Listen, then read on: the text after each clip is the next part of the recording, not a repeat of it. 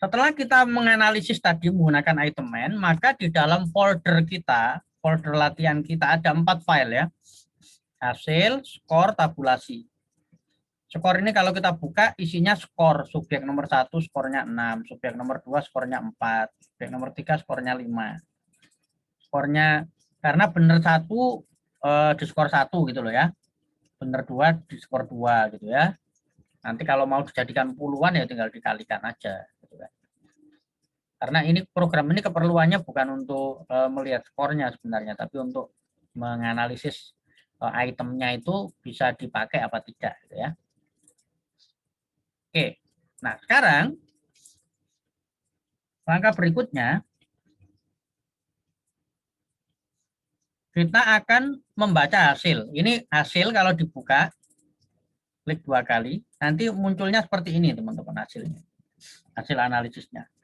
Ini nomor 1, nomor 2, nomor 3, sampai nomor 10.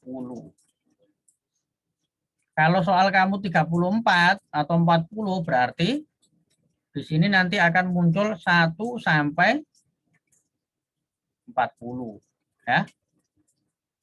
Itu ya. 1 sampai 40. Tergantung jumlah soalnya. Kalau soalnya 10 ya munculnya 1 sampai 10. Oke. Oke. Sekarang cara membacanya. Cara membaca dan menganalisisnya. Ini sebentar, saya bukakan. Di sini ada format laporannya ya. Nanti akan saya share format laporannya.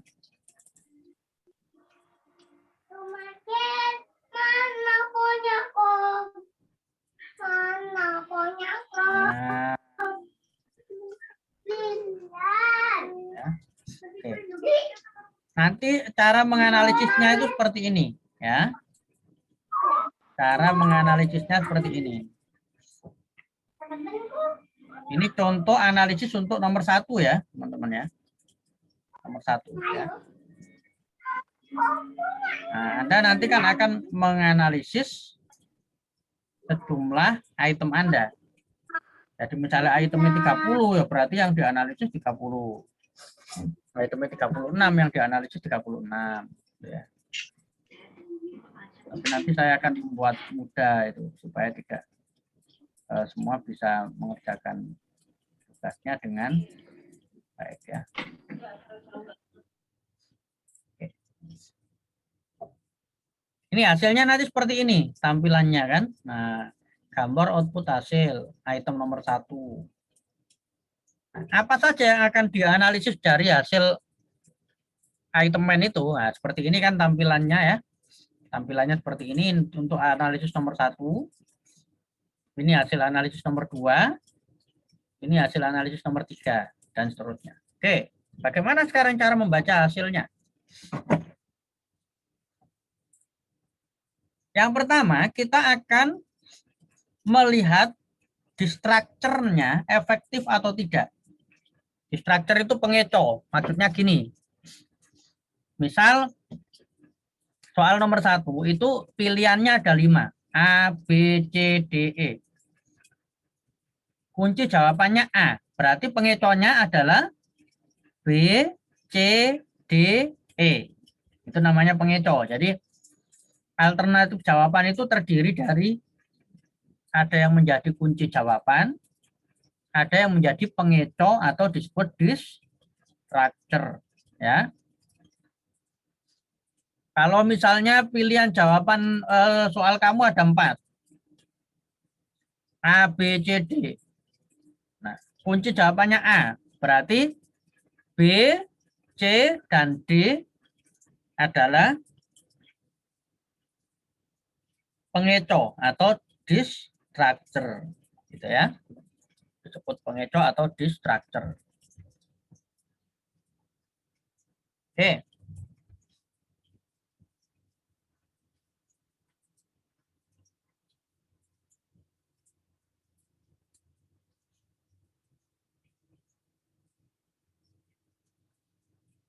Nah, destructor itu nanti ada yang dikatakan sebagai destructor yang efektif,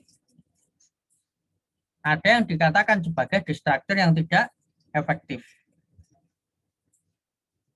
Ya, jadi ada destructor yang dikatakan efektif, ada yang dikatakan tidak efektif.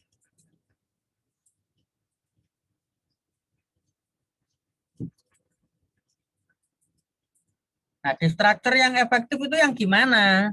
Ya. Pengeco yang dikatakan efektif itu yang bagaimana?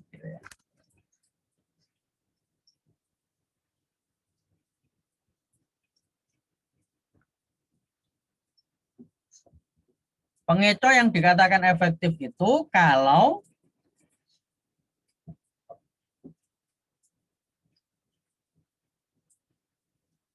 jadi gini, saya ingin tanya pada kalian biar memahami logikanya terlebih dahulu. Biasanya kalau siswa yang pinter itu diharapkan milih yang kunci jawaban atau milih pengeco. Kalau siswa yang pinter loh. Siswa yang pinter diharapkan milih yang kunci jawaban atau milih yang pengeco.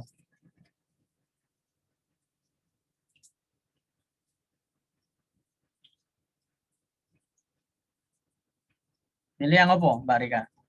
Kalau siswa yang pinter, harapannya siswa yang pinter dia seharusnya milih kunci jawaban atau milih pengeco. Kunci jawabannya, Pak. Ya, betul. Siswa yang pinter ya seharusnya milih kunci jawaban, bukan milih pengeco. Ya. Oke, sekarang pertanyaan berikutnya. Pengeco itu diharapkan mengeco yang pinter atau mengeco yang nggak pinter? Yang nggak pinter. Ya, betul. Jadi tugas pengeco itu merayu yang tidak pinter supaya milih dia. Karena kalau yang pinter itu pasti milih kunci jawaban. Jadi tugasnya pengeco adalah mengeco siswa yang belum pinter tadi supaya milih dia. Nah, kalau pengeco itu berhasil, kalau destructor itu berhasil mengeco siswa yang yang belum pinter tadi, berarti dia bisa bekerja dengan baik, maka disebut efektif. Tapi kalau yang milih pengeco itu malah siswa yang pinter, berarti pengeco itu tidak efektif. Karena tugasnya mengeco yang nggak pinter, kok malah yang pinter yang milih dia. Nggak efektif. Oke, nah sekarang saya akan jelaskan prinsipnya dulu. Pengeco itu dikatakan efektif, ada dua ketentuannya. Pengeco dikatakan efektif, itu ada dua ketentuannya ya. Jadi pengeco dikatakan efektif, saya tulis di sini saja. Itu syaratnya ada dua. Satu, harus ada yang memilih.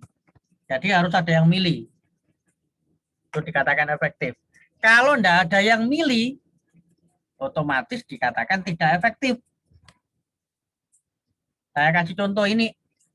Nah, kita tahu ada yang milih atau tidak dari mana?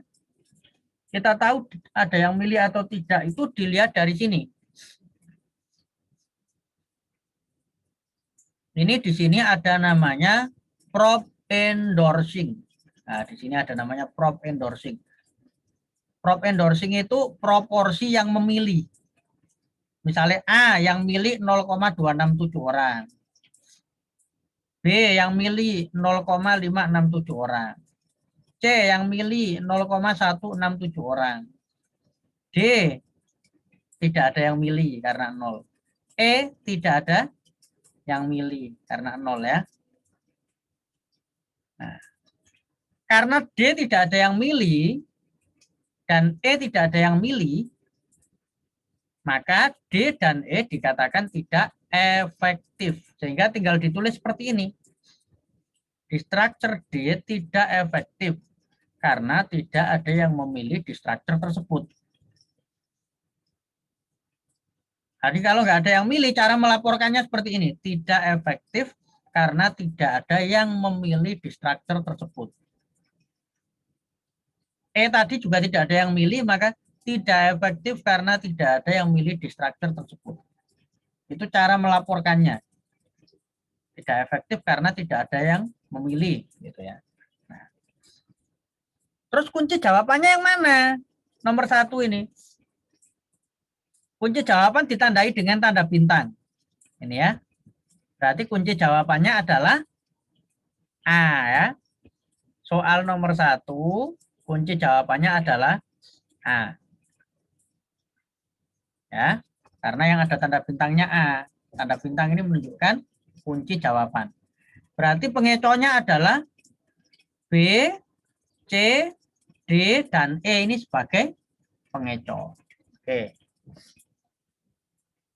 Jadi tadi syaratnya dikatakan destructor itu efektif, tadi syaratnya 1 harus ada yang milih. Kalau tidak ada yang milih berarti tidak efektif. Nah, sekarang syarat kedua. Syarat kedua dikatakan destructor itu efektif.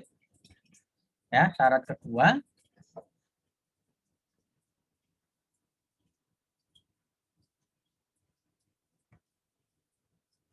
Dipilih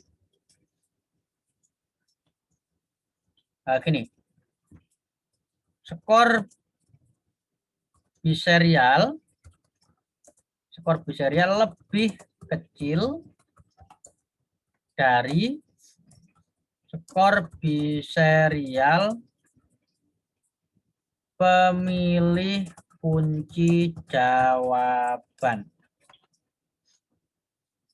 Skor biserial lebih kecil dari skor biserial pemilih kunci jawaban.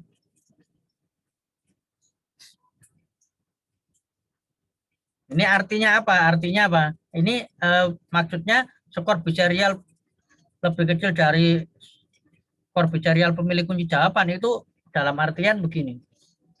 Yang memilih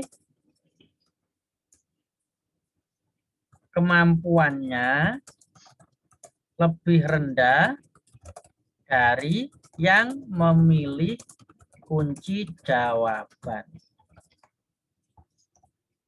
Jadi dikatakan efektif jika yang memilih destructor ya, memilih destructor ya. Yang memilih destructor kemampuannya lebih rendah dari yang milih kunci jawaban. Artinya begitu.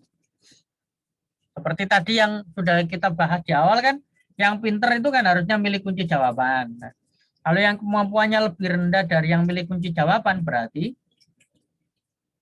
destructornya efektif. Nah, di mana yang dimaksud skor biserial itu? Nah, yang dimaksud itu di sini. Dilihat yang di sini nih ya. Skor biserial yang di sini ya, yang di sebelah sini ya, lihatnya. Karena ada 2 skor biser di sini sama di sini. Yang dilihat yang di sini. Tadi yang kunci jawabannya yang mana? Yang ada tanda bintang, Pak. Nah, A ya, kunci jawabannya A. Sekarang kita lihat. Tanda positif selalu lebih besar ya, lebih tinggi dibanding tanda negatif. Itu prinsip pertama membacanya ya. Kalau tandanya negatif sebesar apapun ya akan selalu lebih rendah daripada yang positif toh ya. Nah, kita lihat di sini. 0,4 ini adalah gambaran kemampuan ya. Jadi misalnya yang milih A skor biserialnya 0,474. Oke. Sekarang yang milih B skor biserialnya berapa? Min 0,226. Berarti skor biserial yang milih A dengan yang milih B besar mana?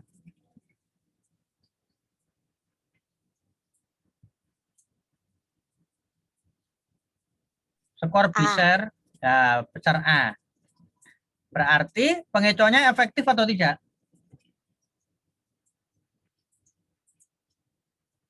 Efektif karena skor biserial lebih kecil dari skor biserial pemilih kunci jawaban. Yang milih kunci jawaban skor biserialnya 0,474. Yang milih B skor biserialnya hanya min 0,226.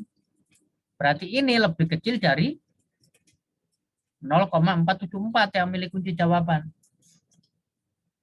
Maka yang milih pengeco kemampuannya lebih rendah dari yang milih kunci jawaban. Maka dikatakan efektif. Nah, seperti itu ya. Nah, contohnya kalau membahasakan yang efektif seperti ini contohnya. Lihat ini yang B ya. Nah, di struktur B efektif ya. Karena ini kalimatnya kalian tidak perlu ubah. Ikuti ini aja, nggak perlu membuat kalimat sendiri. Efektif karena proporsi siswa, proporsi itu jumlah ya, proporsi siswa yang memilih di struktur B sebesar PI 0,567. Nah, PI 5,67. Diambil dari mana? Dari sini. Lihat. B, prop endorsing-nya, prop endorsing itu disingkat PI menjadi PI. PI itu proporsi yang menjawab atau yang memilih kunci jawaban tertentu. Kalau PIB berarti yang milih kunci jawaban B itu 0,567. Artinya ada yang milih maksudnya ya. Nah, PI sebesar 0,567. Nah, dimasukkan sini. Dan memiliki skor biserial sebesar 0,226. Ya. Min 0,226. Berarti apa? Lebih rendah dari skor biserial pemilih kunci jawaban. Yang milih kunci jawaban tadi skor biserialnya 0,474 ya. Hal ini berarti siswa yang terkecoh adalah kelompok siswa yang memiliki kemampuan di bawah kelompok pemilih kunci jawaban. Nah, perlu diperhatikan yang dirubah itu hanya memilih di struktur B, yang dirubah itu hanya ini. Nah, kunci di strukturnya apa, kemudian skor PI-nya berapa, yang saya kasih tanda-tanda ini, tebal, dan memiliki skor biserial sebesar, skor biserialnya berapa, lalu ini lebih rendah atau lebih tinggi, ya, lebih rendah dari skor biserial pemilih kunci jawaban. Yang milih kunci jawaban skor biserialnya berapa? Nih, hal ini berarti kelompok yang terkecoh adalah kelompok siswa yang memiliki kemampuan di bawah atau di atas. Jadi yang saya tebel-tebel ini yang dirubah. Kalimat yang lain itu tetap ya. Jadi cara ngeceknya kalau efektif itu pasti di sini kemampuannya di bawah kelompok pemilih kunci jawaban. Kalau ini tidak efektif, maka di sini di atas. Ya. Kalau tidak efektif, gandengannya di sini di atas. Ya, di atas kelompok pemilih kunci jawaban. Kalau efektif di sini di bawah. Ya.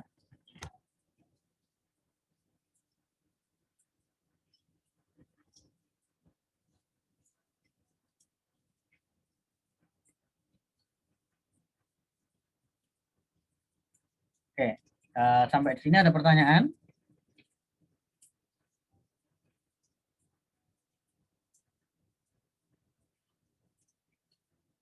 Ini yang efektif ya. Nah, sekarang kalau tidak efektif, dikatakan tidak efektif itu kalau apa? Tidak efektif itu pertama, tidak ada yang memilih. Jadi kalau nggak ada yang milih, maka tidak efektif. Dibahasakannya seperti ini tadi, tidak efektif karena tidak ada yang memilih. Ya, cara membahasakan kalau tidak ada yang memilih. Maka tidak efektif karena tidak ada yang memilih. Nah, yang kedua, dikatakan tidak efektif kalau apa? Kebalikannya ini ya. Skor biserial lebih besar dari skor biserial pemilih kunci jawaban.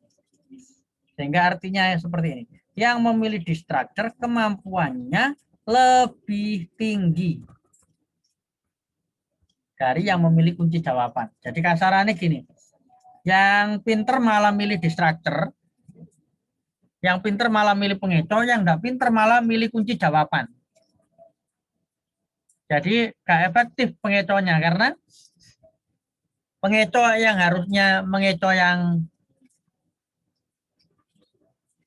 tidak pinter malah mengecoh yang pinter.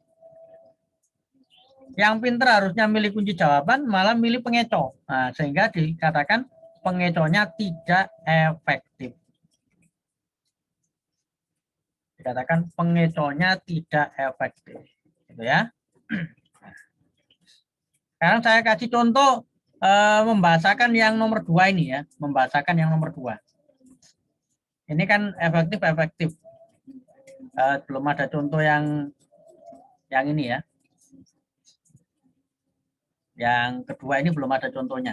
Ya, nah sekarang saya akan coba buatkan contohnya yang ini ya. Saya akan cari yang di sini tadi.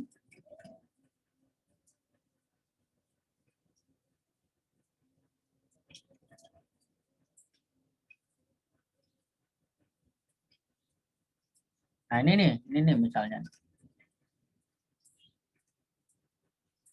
Soal nomor 2. Kita lihat yang kunci jawabannya yang mana? Kunci jawaban yang mana? D ya. Kunci jawabannya D ya. Karena ini ada tanda bintangnya ini.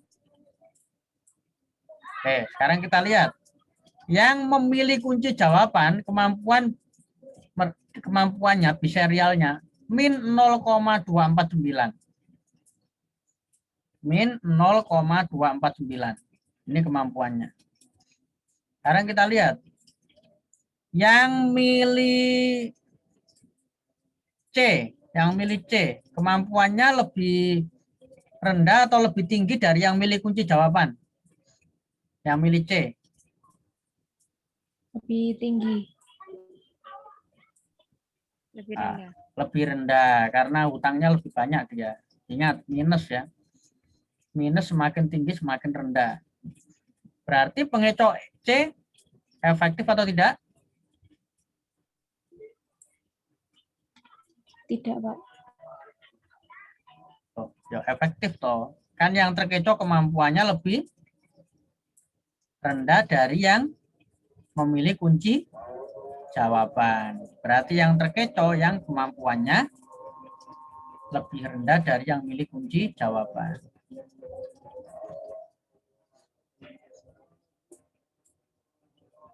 Oke. Kalau yang milih A, kemampuannya lebih rendah atau lebih tinggi dari yang milih kunci jawaban?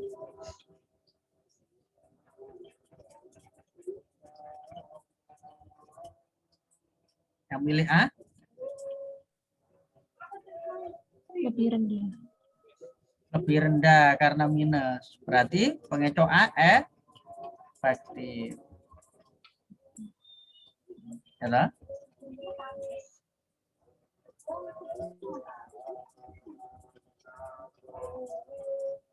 Sekarang yang memilih E. Yang milih E kemampuannya lebih tinggi atau lebih rendah dari yang milih kunci jawaban? Lebih tinggi, Pak. Lebih tinggi. Berarti pengecoh E efektif atau tidak? Tidak. Tidak efektif. Karena yang terkecoh kemampuannya lebih tinggi dari yang memilih kunci jawaban.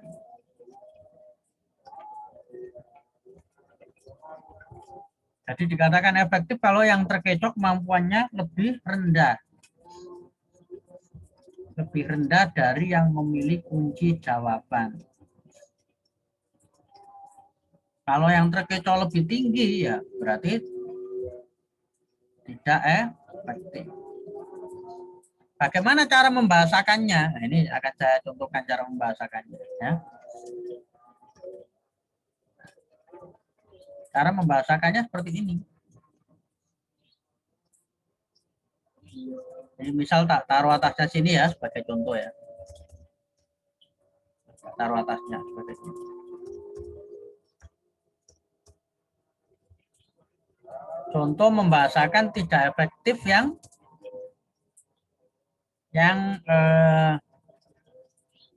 ini ada yang memilih ya. Kalau yang tidak ada yang memilih tadi kan sudah ada contohnya yang di bawah tadi. Ini sudah ada contohnya kalau tidak ada yang milih ya. Nah kalau ada yang milih seperti apa? Seperti ini contohnya.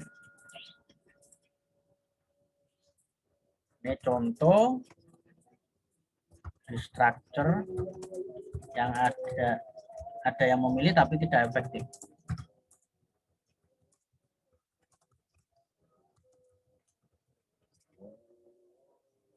Ada yang memilih tapi tidak efektif ya. Nah, misalnya ini tadi soal nomor 2 di structure E ya. Di structure E. Nah, di structure E kita tulis di structure E. Cara ngerjakannya tinggal gini aja. Di structure E saya tulis di sini tidak efektif. Karena proporsi siswa yang memilih di structure E sebesar prop endorsing PI.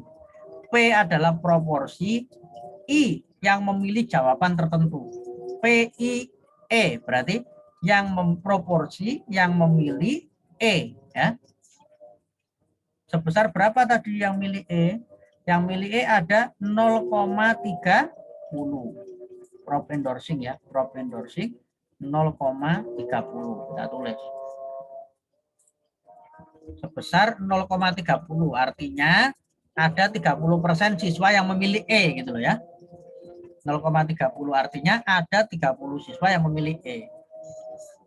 Dan memiliki skor biserial sebesar, kita lihat skor biserialnya tadi. Oke, skor biserialnya 0,368. Ya. Masukkan sini. 0,368.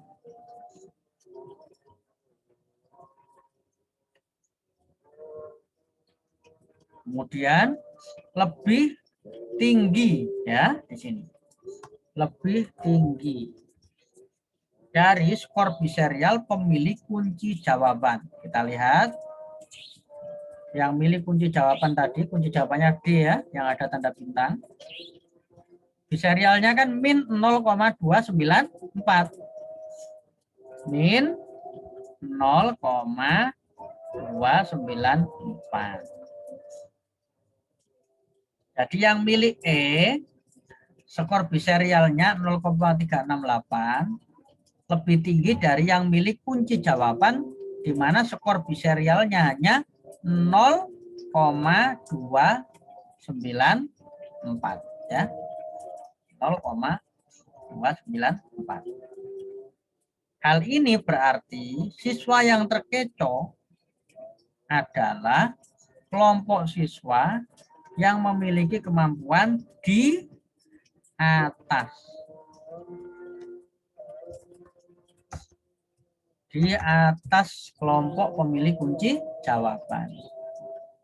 Karena yang milih kunci jawaban itu kemampuannya hanya sekian, yang milih pengecoh kemampuannya sekian. Jadi yang milih kunci jawaban kemampuannya yang milih pengecoh kemampuannya lebih tinggi dari yang milih kunci jawaban.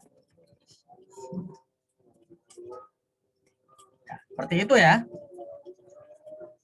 Cara menginterpretasi yang pertama untuk melihat efektivitas di structure, ya, melihat efektivitas di structure. Oke, sampai di sini silakan kalau ada pertanyaan.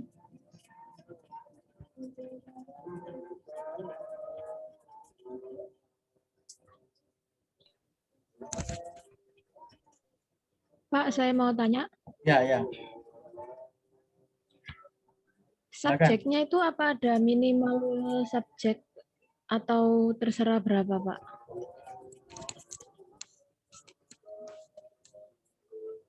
Tidak ada. Biasanya ada, tapi untuk kali ini saya buat tidak ada ya. Jadi dapatnya berapa itu nanti dianalisis, dibuat untuk latihan ya.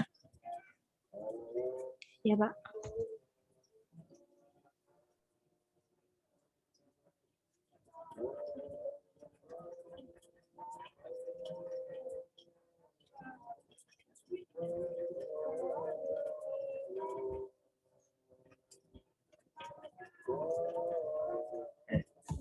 Untuk pengecoh sudah bisa dipahami ya caranya? Sudah, Pak. Oke. Nah, kedua yang akan kita lihat lagi itu ada namanya taraf kesukaran soal. Taraf kesukaran soal. Taraf kesukaran soal ini untuk melihat soal yang kita buat itu soal yang sulit, soal yang cukup ya, sedang, atau soal yang mudah gitu ya. Jadi untuk melihat soal yang kita buat itu soalnya mudah, cukupan, atau terlalu sulit. Nah, dari ini saya pindah dulu aja tempatnya biar enak. Nanti biar jadi apa? Satu file tersendiri.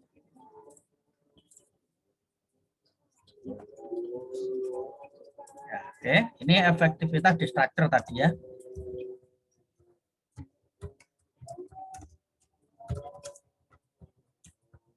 Nah, sekarang kita akan membahas yang apa tadi? Taraf kesukaran soal ya. Kesukaran soal. Nah, ada tadi mudah ya. Jadi ada soal yang mudah. Ada soal yang mudah. Mudah itu jika apa? Jika skor P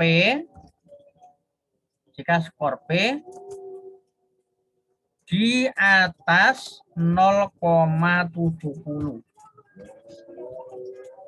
Jadi kalau skor P di atas 0,70 itu dikatakan mudah ya. Kriterianya kalau skor P di atas 0,70 maka soal tersebut dikatakan sebagai soal yang mudah. Oke.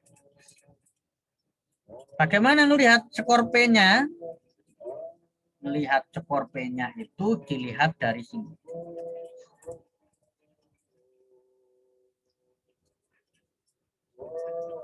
Dari sini ya. Di sini ada namanya ini. Prop correct. Perhatikan. Prop correct. Ini adalah skor P ya. Skor P dilihat di sini. Prop correct. Ini skor P. Berarti ini soal nomor 1, prop correct-nya, P-nya adalah 0,26.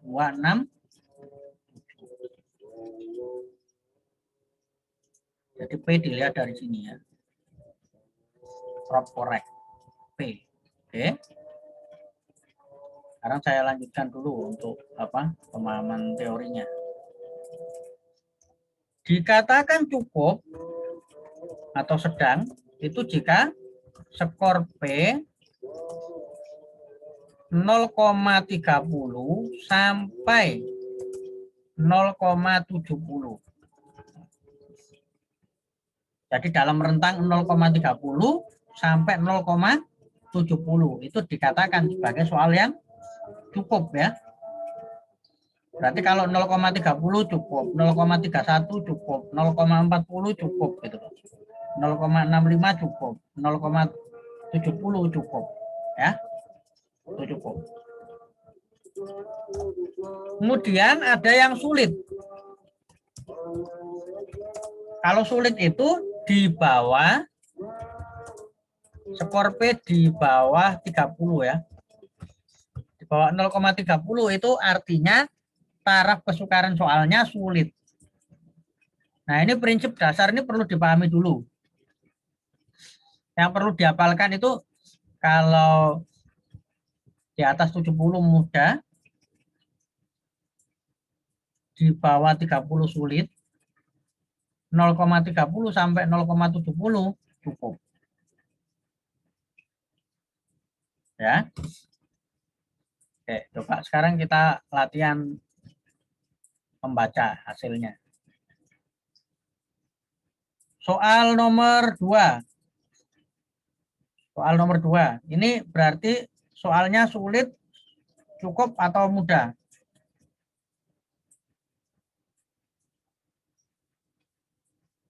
Soal nomor 2. Cukup. Cukup, karena 0,30 sampai 0,70 kan cukup tadi. Ini kan 0,40. Nomor 3, 0,50 berarti? Cukup. Cukup. Nah. 4, 0,30. Cukup ya, 0,30. Cukup. Soal nomor 5, 0,30. Cukup juga. Soal nomor 6.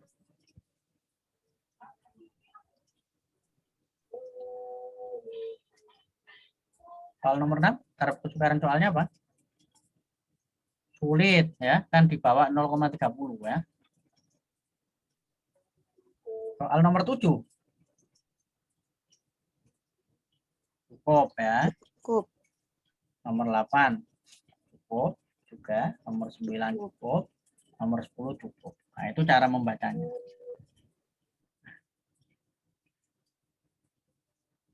Itu secara sederhananya. Nah, sekarang di laporan ini nanti sudah ada kriterianya. Nah, kriterianya itu bisa dibuat seperti ini ya, lebih detail lagi. Nah, ini nanti bisa dilihat di sini, lebih detail lagi untuk kriterianya. Tadi ini tadi yang sederhananya, terus didetailkan lagi. 0,0 sampai 0,10 sangat sulit. Tapi kan kategorinya sulit ya tadi, tapi sangat sulit. 11 sampai 20 sulit. 21 sampai 29 agak sulit. 0,30 sampai 70 cukup. 71 sampai 80 cukup mudah. 81 sampai 90 mudah. 91 sampai 1 sangat mudah. Nanti ngikutin panduannya ini. Nah, cara membahasakan di laporan seperti ini nanti. Indeks kesukaran soal ini sebesar, ini yang dirubah, yang saya blok ya. P sama dengan 0,267. Dilihat dari sini tadi ya. 0,267.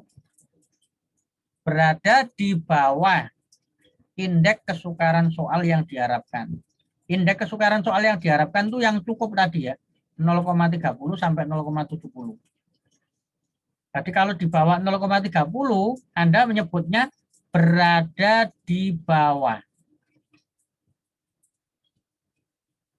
Yang saya blok ini yang bisa diganti-ganti. Kalau skor P-nya di atas 0,70, berarti Anda mengatakan berada di atas. Misal ini 0,80. Maka Anda mengatakan berada di atas. Berada di atas apa? Di atas ini. Indeks kesukaran yang diharapkan. Di atas 0,70 kan paling tinggi. Nah, kalau ini misalnya 0,35, berarti kita mengatakannya apa? Kita mengatakannya berada di dalam rentang. berada di dalam rentang indeks kesukaran soal yang diharapkan. Ya.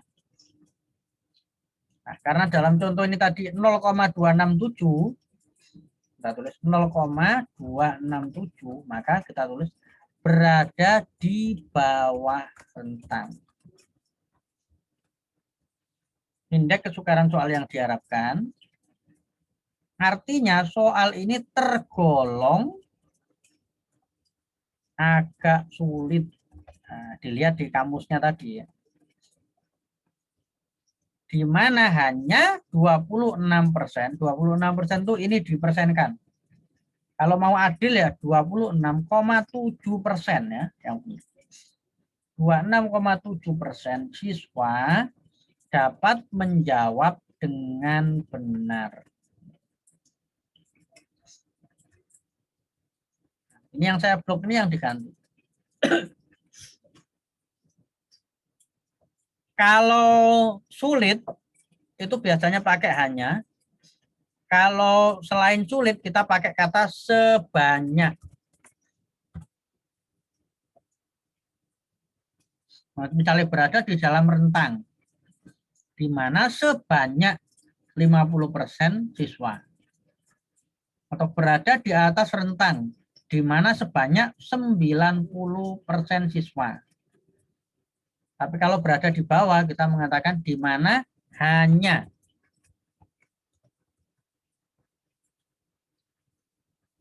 Yang saya blok-blok itu yang kata-kata kuncinya yang harus diubah, yang lainnya tidak perlu diubah. Itu cara membaca taraf kesukaran soal. Dan lebih mudah daripada tadi yang membaca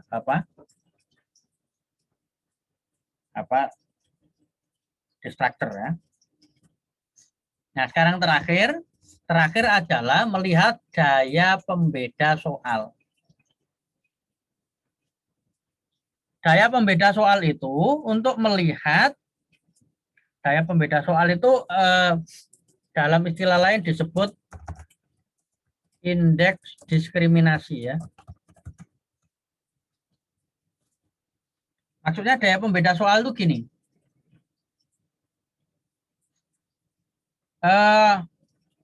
Soal itu bisa membedakan siswa yang pandai dan siswa yang tidak pandai atau tidak. Jadi soal yang memiliki daya pembeda baik adalah soal yang bisa membedakan antara siswa yang pandai dan siswa yang tidak pandai. Jadi kadang kan ada Anda membuat soal, satu kelas itu jawab A semua. Berarti kan soal itu nggak bisa membedakan mana yang pinter dan mana yang tidak. Karena satu kelas milih A semua. Nah, harusnya kalau soal itu bisa membedakan itu satu kelas itu milihnya bervariasi. Ada yang milih A, ada yang milih B, ada yang milih C, ada yang milih D. Gitu. Nah, dikatakan soal itu memiliki indeks diskriminasi baik itu apa patokannya? Ya, yang terakhir daya beda soal atau indeks diskriminasi. Soal memiliki daya beda baik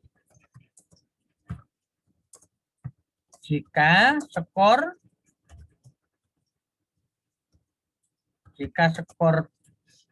korelasi biserial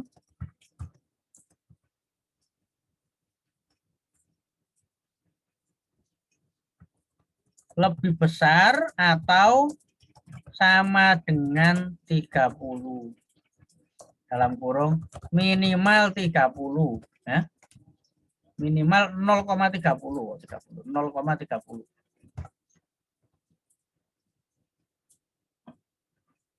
Jadi kalau 0,30 ke atas itu berarti memiliki daya beda soal yang baik. Nah, daya beda ini dilihat dari mana? Kalau di laporan tadi, daya beda itu dilihat di sini. Yang ini ya, biserial yang di sini. Berarti soal nomor 1, itu daya bedanya baik atau tidak?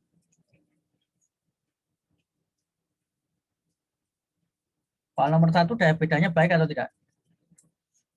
Baik, karena di atas 0,30. Soal nomor 2 daya bedanya baik atau tidak? Tidak, karena di bawah 0,30. Harus plus ya, harus positif, tidak boleh negatif. Kalau negatif otomatis tidak baik. Nomor 3 daya bedanya baik atau tidak? Enggak, Pak. Tidak. Nomor 4 daya bedanya baik, di atas 0,30 kan.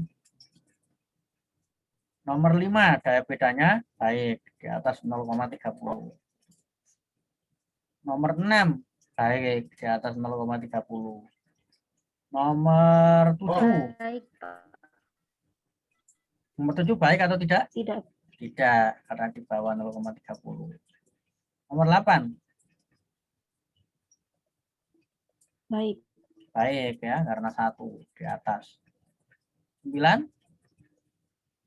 Tidak baik, 0 ya kan. 10. Tidak. Tidak. Nah, cara membacakannya di laporan seperti ini. Indeks diskriminasi soal ini sebesar, ini yang nanti diganti, disesuaikan. Menunjukkan derajat kecermatan soal ini. Menunjukkan derajat kecermatan soal ini masih memungkinkan. Kalau di bawah 0,30 ini dikatakan tidak memungkinkan. Misalnya ini 0,20. Berarti Anda akan katakan menunjukkan derajat kecermatan soal ini tidak memungkinkan. Tidak memungkinkan untuk membedakan siswa yang tinggi kemampuannya dari siswa yang rendah kemampuannya. RPIS yang diterima minimal besar 0,30. Ini rumusnya, sudah rumusnya. Ya. Kalau ini dalam contoh tadi 0,474, 0,474 berarti menunjukkan derajat kecermatan soal ini masih memungkinkan.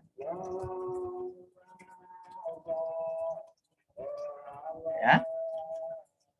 Seperti itu. Nanti cara Anda akan mengerjakan analisisnya nanti seperti ini.